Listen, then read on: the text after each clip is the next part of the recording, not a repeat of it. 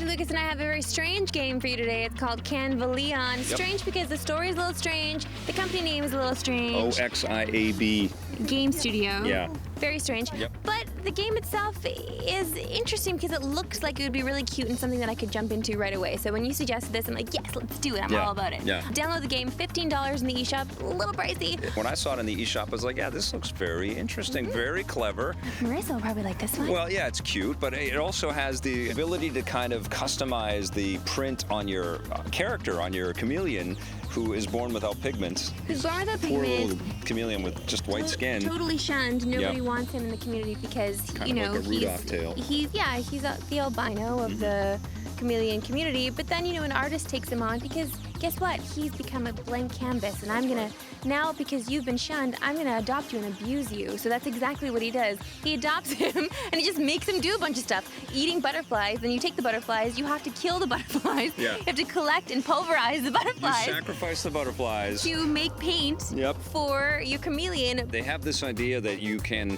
create patterns and colors and things like that that will help you blend into the background and avoid some of the dangers and pitfalls. Yeah. A little Metal Gear Solid-esque. There's even the old radio chatter type illusion in there as well, little nod, which is kind of cute. So they turn him into this good guy having to deal with bad guys, but the bad guys are pretty innocuous. I mean, they're just kind of just standing around.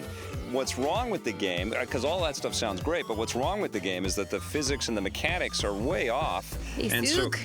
So basically you miss a lot of jumps that you think you should make. Okay. You run into things that you think you can avoid, and it just doesn't have a really good sort of blending of what's foreground, what's background, what can hurt you, what can't hurt you, what jumps you can make, can't make.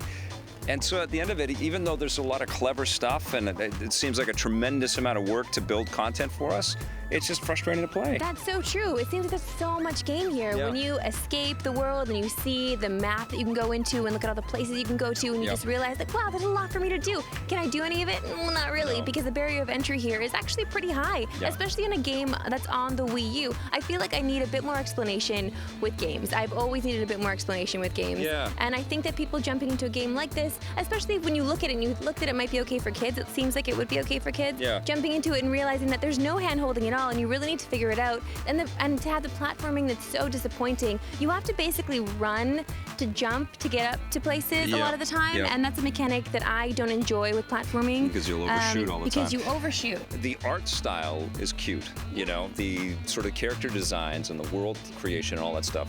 Competent, looks really solid, I think.